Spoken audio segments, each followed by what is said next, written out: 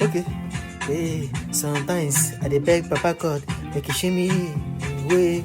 Sometimes I dey beg Papa God, make he give me wisdom, make I think like Solomon. But I no wan marry like Solomon. I just want dey like Solomon. Make wisdom just dey for my brain. See, many people talk say I too dey carry shoulder up and down.